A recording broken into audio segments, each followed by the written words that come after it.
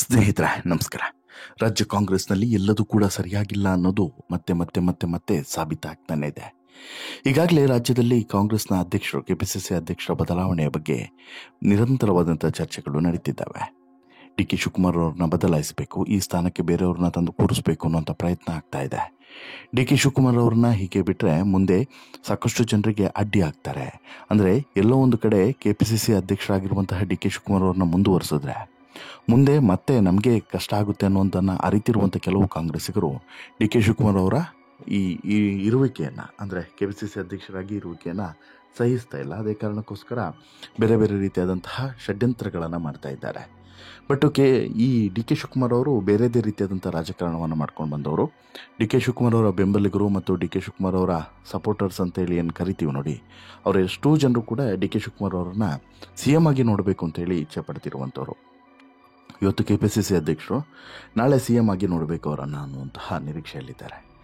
ಈಗ D K Shivakumar ಲೆಕ್ಕಾಚಾರ ಏನು ಅಂತ ಹೇಳಿದ್ರೆ, ಡಿ ಕೆ ಶಿವಕುಮಾರ್ ಸದ್ಯಕ್ಕೆ ಕೆ ಪಿ ಸಿ ಸಿ ಅಧ್ಯಕ್ಷ ಸ್ಥಾನವನ್ನು ಬಿಟ್ಕೊಡೋದು ಬೇಡ, ನಂತರ ನೋಡೋಣ, ಎಲೆಕ್ಷನ್ ಬಂದಂಥ ಸಂದರ್ಭದಲ್ಲಿ ನೋಡೋಣ, ಅಥವಾ ಮುಂದೆ ಸಿ ಎಮ್ ಆಗಿ ನನ್ನನ್ನೇ ಮಾಡ್ತೀರಾ ಅನ್ನುವಂತಹ ಅಗ್ರಿಮೆಂಟಿಗೆ ಕಾಂಗ್ರೆಸ್ನ ಹೈಕಮಾಂಡ್ ಒಪ್ಕೊಳ್ತು ಅಂತ ಹೇಳಿದ್ರೆ ಬಿಟ್ಕೊಳ್ಳೋಣ ಅನ್ನುವಂಥ ತೀರ್ಮಾನಕ್ಕೂ ಕೂಡ ಬಂದಿದ್ದಾರೆ ಅನ್ನೋದು ಒಂದು ಕಡೆ. ಆದರೆ ಮತ್ತೊಂದು ಕಡೆ ಕೆ ಪಿ ಸಿ ಸಿ ಅಧ್ಯಕ್ಷರ ಸ್ಥಾನಕ್ಕೆ ಸಂಬಂಧಪಟ್ಟಂತೆ ಖರ್ಗೆ ಅವರು ಕೊಟ್ಟಂತಹ ಒಂದು ಸ್ಟೇಟ್ಮೆಂಟ್ ಏನಿದೆ, ಇದೀಗ ಭಾರಿ ಸಂಚಲನಕ್ಕೆ ಕಾರಣ ಆಗಿದೆ. ಹಾಗಾದರೆ ಖರ್ಗೆ ಏನು ಹೇಳಿದರು?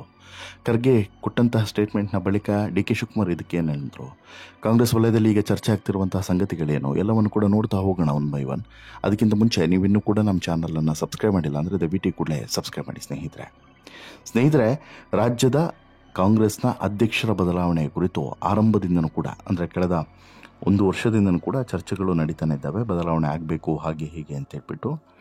ಈಗ ಒಂದು ಏನಂತ ಹೇಳಿದ್ರೆ, ದಲಿತ ಸಚಿವರು ಮತ್ತು ಕೆಲವು ಶಾಸಕರು ಈಗಾಗಲೇ ಡೆಲ್ಲಿಗೆ ಹೋಗಿ ಹೈಕಮಾಂಡ್ ಮುಂದೆ ಒತ್ತಡವನ್ನು ಕೂಡ ಹಾಕಿ ಬಂದಿದ್ದಾರೆ.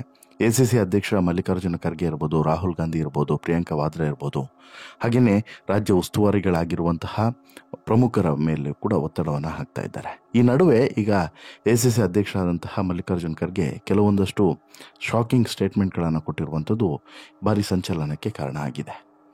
ಕೆಲವು ರಾಜ್ಯಗಳ ಪ್ರದೇಶ ಕಾಂಗ್ರೆಸ್ ಸಮಿತಿಯ ಅಧ್ಯಕ್ಷರನ್ನು ಸದ್ಯವೇ ಬದಲಾಯಿಸಲಾಗುವುದು ಅಂತ ಹೇಳಿಬಿಟ್ಟು ಕಾಂಗ್ರೆಸ್ನ ಅಧ್ಯಕ್ಷರು ಈಗ ಒಂದು ಸ್ಟೇಟ್ಮೆಂಟನ್ನು ಕೊಟ್ಟಿದ್ದಾರೆ. ರಾಷ್ಟ್ರೀಯ ಅಧ್ಯಕ್ಷರು ಕೊಟ್ಟಿದ್ದಾರೆ. ಕೆ ಪಿ ಸಿ ಸಿ ಅಧ್ಯಕ್ಷರ ಬದಲಾವಣೆ ಕುರಿತಂತೆ ಈಗಾಗಲೇ ಸಾಕಷ್ಟು ಕಡೆ ಚರ್ಚೆಗಳು ನಡೀತಿದ್ದಾವೆ. ಏನು ಸರ್ ಕತೆ ಅಂತೇಳಿ ಕೇಳಿದಾಗ ಖರ್ಗೆ ಇಂಥದ್ದೊಂದು ಮಾತನ್ನು ಹೇಳ್ತಾರೆ. ರಾಜ್ಯಕ್ಕೆ, ಕರ್ನಾಟಕಕ್ಕೆ ಸೀಮಿತವಾಗಿ ಯಾವುದನ್ನು ಕೂಡ ಹೇಳೋದಕ್ಕೆ ಸಾಧ್ಯವಿಲ್ಲ.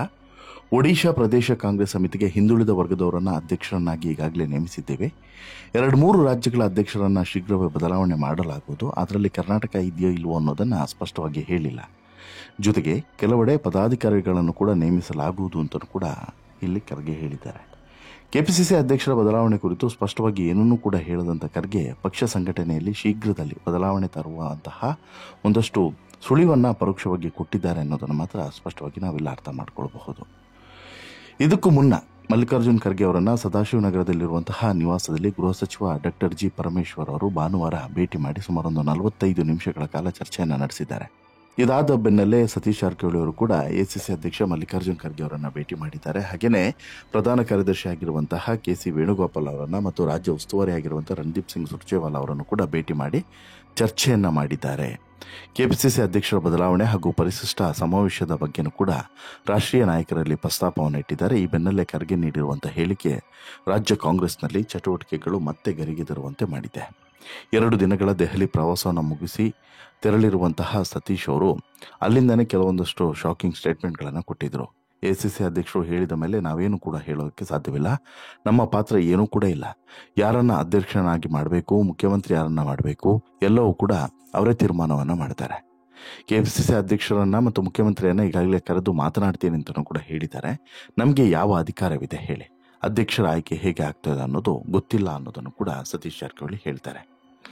ಇನ್ನು ಒಂದಂತೂ ಸ್ಪಷ್ಟವಾಗಿ ಇಲ್ಲಿ ಗೊತ್ತಾಗ್ತಿದೆ, ಯಾವುದೇ ಕಾರಣಕ್ಕೂ ಕೂಡ ಡಿ ಕೆ ಶಿವಕುಮಾರ್ ಅವರನ್ನ ಅಧ್ಯಕ್ಷರನ್ನಾಗಿ ಮುಂದುವರಿಸಬಾರದು ಅನ್ನೋದು ಸಿದ್ದರಾಮಯ್ಯ ಬಣದ ಲೆಕ್ಕಾಚಾರ ಅನ್ನೋದು ಈಗಾಗಲೇ ಗೊತ್ತಾಗಿದೆ. ಆ ಕಾರಣಕ್ಕೋಸ್ಕರನೇ ಈ ಎಲ್ಲ ಲೆಕ್ಕಾಚಾರಗಳನ್ನು, ಈ ಎಲ್ಲ ಬದಲಾವಣೆಗಳನ್ನು ತರುವಂಥ ಪ್ರಯತ್ನವನ್ನು ಮತ್ತು ಒಳಗೊಳಗೆ ಕೆಲವೊಂದಷ್ಟು ರಾಜಕೀಯ ತಂತ್ರಗಾರಿಕೆಗಳನ್ನು ಮಾಡ್ತಿದ್ದಾರೆ ಅನ್ನೋದು ಮಾತ್ರ ಗುಟ್ಟಾಗಿ ಉಳಿದಿರುವಂಥ ವಿಚಾರ ಏನಲ್ಲ. ಈ ನಡುವೆ ಯಾವಾಗ ಕೆಪಿಸಿಸಿ ಅಧ್ಯಕ್ಷರ ಬದಲಾವಣೆ ಕುರಿತು ಮಾರ್ಮಿಕವಾಗಿ ಮಲ್ಲಿಕಾರ್ಜುನ್ ಖರ್ಗೆ ಅವರು ಮಾತನಾಡಿದ್ರು, ಇದಾದ ಬಳಿಕ ಒಂದು ರೀತಿಯಲ್ಲಿ ಮತ್ತೊಂದು ಟ್ವಿಸ್ಟ್ ಕೊಡುವ ರೀತಿಯಲ್ಲಿ ಡಿ ಕೆ ಶಿವಕುಮಾರ್ ಅವರೊಂದು ಟ್ವೀಟನ್ನು ಮಾಡ್ತಾರೆ. ಪ್ರಯತ್ನಗಳು ವಿಫಲ ಆಗಬಹುದು, ಆದರೆ ಪ್ರಾರ್ಥನೆಗಳಿಗೆ ಗೆಲುವು ನಿಶ್ಚಿತ ಅನ್ನುವಂತಹ ಮಾರ್ಮಿಕ ಟ್ವೀಟ್ ಒಂದನ್ನು ಮಾಡ್ತಾರೆ. ಪ್ರಯತ್ನಗಳು ವಿಫಲ ಆಗಬಹುದು, ಆದರೆ ಪ್ರಾರ್ಥನೆಗೆ ಗೆಲುವು ನಿಶ್ಚಿತ ಅಂತೇಳಿ. ನರಸೀಪುರದಲ್ಲಿ ನಡೀತಿರುವಂಥ ಕುಂಭಮೇಳದಲ್ಲಿ ಭಾಗಿಯಾಗಿ ಗಂಗಾರತಿಯನ್ನು ನೆರವೇರಿಸಿ ಭಗವಂತನಲ್ಲಿ ಪ್ರಾರ್ಥಿಸಿದೆ. ಪುಣ್ಯ ಸ್ನಾನವನ್ನು ಮಾಡಿ ಭಕ್ತ ಭಾವಗಳಲ್ಲಿ ಮಿಂದು ಪಾವ ಪರವಶನಾದೆ ಅಂತ ಹೇಳ್ಬಿಟ್ಟು ಡಿ ಕೆ ಶಿವಕುಮಾರ್ ಟ್ವೀಟನ್ನು ಮಾಡಿದ್ದಾರೆ. ಇದರ ಜೊತೆಗೆ ಒಂದು ಸುಂದರವಾದಂಥ ಫೋಟೋವನ್ನು ಕೂಡ ಹಾಕ್ಕೊಂಡಿದ್ದಾರೆ. ಇದು ಈಗ ರಾಜಕೀಯ ವಲಯದಲ್ಲಿ ಭಾರಿ ಚರ್ಚೆಗೂ ಕೂಡ ಕಾರಣವಾಗಿದೆ. ಎಲ್ಲೋ ಒಂದು ಕಡೆ ಡಿ ಕೆ ಶಿವಕುಮಾರ್ ಏನೋ ಒಂದು ಸುಳಿವನ್ನು ಕೊಡ್ತಾ ಇದ್ದಾರೆ.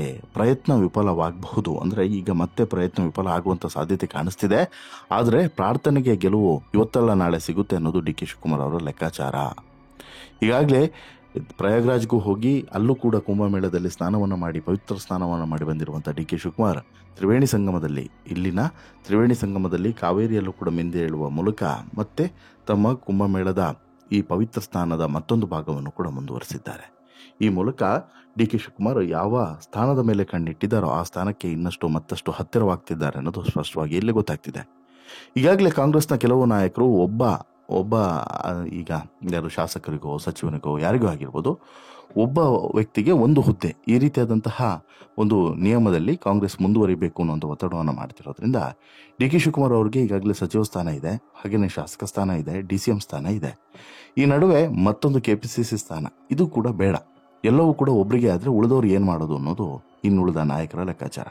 ಸೊ ದಟ್ ಏನು ಮಾಡ್ತಿದ್ದಾರೆ, ಇವರಿಗೆ ಸವಾಸ ಬೇಡ, ಡಿ ಕೆ ಶಿವಕುಮಾರ್ ಅವ್ರನ್ನ ಕೆಳಗಿಳಿಸೋಣ, ಉಳಿದವ್ರನ್ನ ಮೇಲೆ ತರೋಣ ಅನ್ನೋದು ಇವರ ಲೆಕ್ಕಾಚಾರ.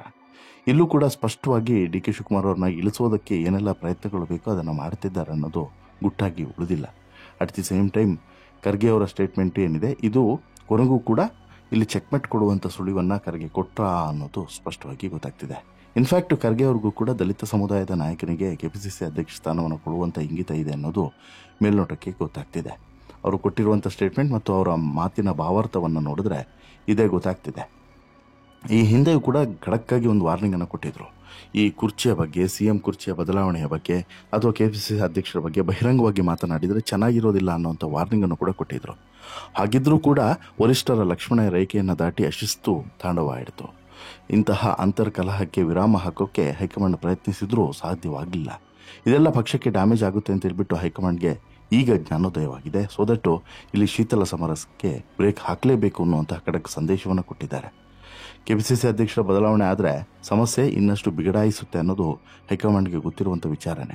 ಹಾಗಿದ್ರೂ ಕೂಡ DKಶಿಯನ್ನು ಸಮಾಧಾನ ಮಾಡಬೇಕು, DKಶಿಗೆ ಹೇಗೆ ಹ್ಯಾಂಡಲ್ ಮಾಡಬೇಕು, ಇವೆಲ್ಲವನ್ನು ಕೂಡ ಖರ್ಗೆ ಮೇಲೆ ಹೊರಿಸಿ ಈಗ ಹೈಕಮಾಂಡ್ನ ನಾಯಕರು ಖರ್ಗೆ ಅವರನ್ನು ಬೆಂಗಳೂರಿಗೆ ಕಳಿಸಿಕೊಟ್ಟಿದ್ದಾರೆ ಅನ್ನೋದು ಈಗ ಗೊತ್ತಾಗ್ತಿರುವಂತಹ ವಿಚಾರ.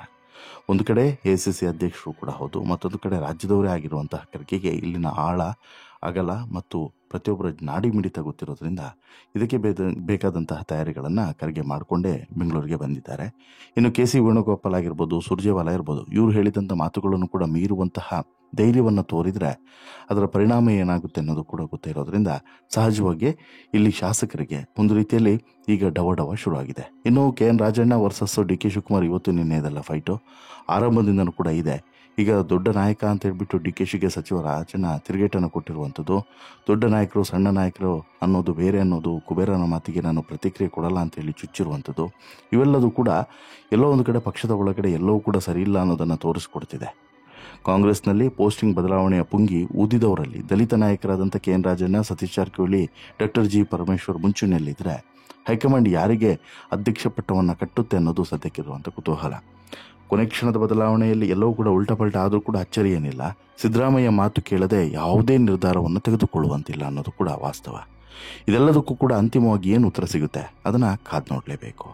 ನಿಮಗೇನು ಅನಿಸುತ್ತೆ ಸ್ನೇಹಿತರೆ, ಡಿ ಕೆ ಶಿವಕುಮಾರ್ ಅವ್ರನ್ನ KPCC ಅಧ್ಯಕ್ಷ ಸ್ಥಾನದಿಂದ ಕೆಳಗಿಳಿಸೋದು ಬೆಟರಾ, ಇಳಿಸಿದ್ರೆ ಆ ಸ್ಥಾನಕ್ಕೆ ಬೇರೆ ಯಾರು ಸೂಟೇಬಲ್ ಅಂತೇಳಿ ನಿಮ್ಗೆ ಅನಿಸುತ್ತೆ? ದಯವಿಟ್ಟು ನಿಮ್ಮ ಅಭಿಪ್ರಾಯನ ಕಮೆಂಟ್ ಮಾಡಿ ತಿಳಿಸಿ. ಜೊತೆಗೆ ಈ ಸ್ಟೋರಿ ಇಷ್ಟ ಆಯಿತು ಅಂತ ಹೇಳಿದ್ರೆ ಲೈಕ್ ಮಾಡಿ, ಶೇರ್ ಮಾಡಿ, ಚಾನಲ್ಗೆ ಸಬ್ಸ್ಕ್ರೈಬ್ ಆಗೋದನ್ನು ಮರಿಬೇಡಿ. ಧನ್ಯವಾದ.